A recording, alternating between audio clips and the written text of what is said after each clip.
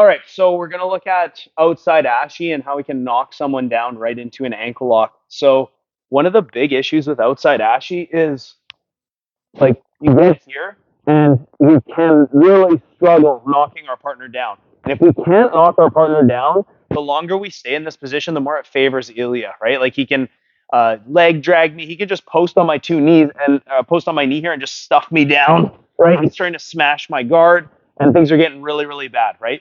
And we talked about like an ankle lock grip, keeping us safe from back takes and things like that. So I'm just going to stick with this ankle lock grip. Another issue is if my feet become uncrossed, he can Johnny Grippo me, right? Like these are huge issues. So I got to get this guy down to his butt.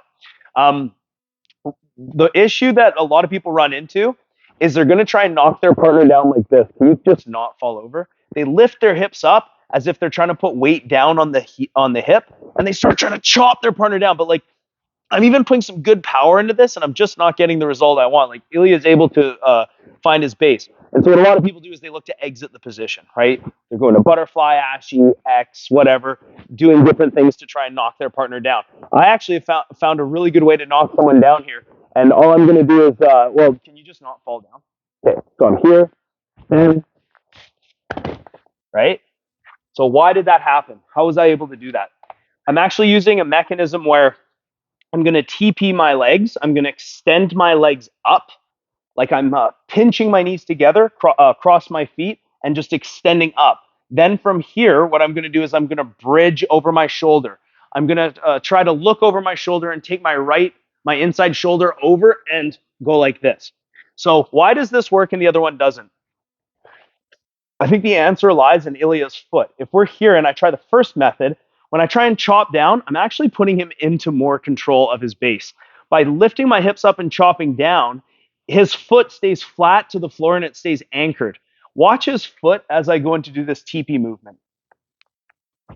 See how his heel comes off the floor? So when his heel comes off the floor, we're dealing with a weightless leg here. So now, because his foot is, I'm essentially extending his knee up and taking weight off his heel. Now, when I go and do my bridge over, I just take his knee to the outside and we land here. And because his foot, just sit down, because his foot is in plantar flexion like this, he's in a perfect position to go right into an ankle lock, okay? We land in the perfect posture for an ankle lock.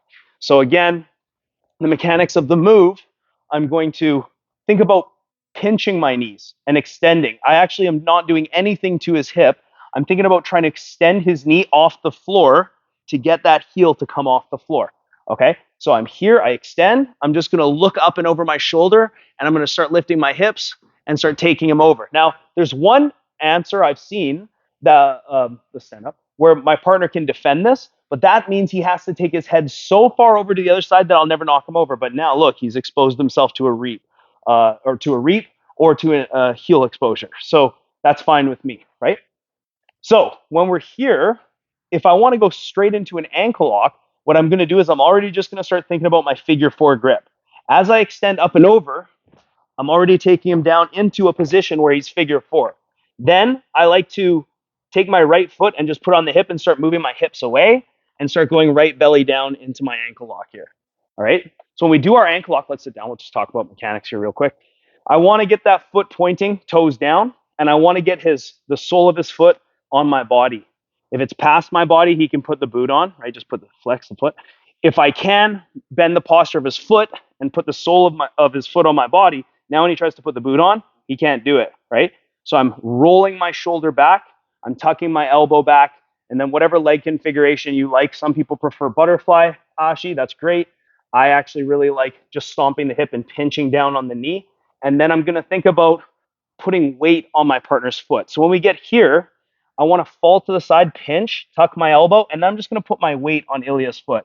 So right now I'm just using weight, and I'm getting a tap. So I haven't even used my hips yet.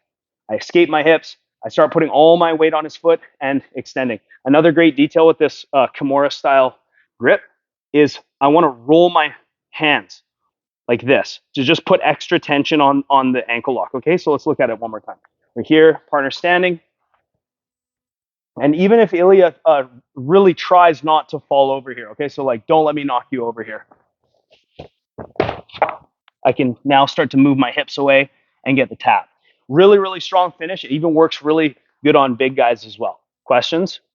Okay, let's give this knockdown a try and then go right into an ankle lock. Ready? Let's go 1, 2.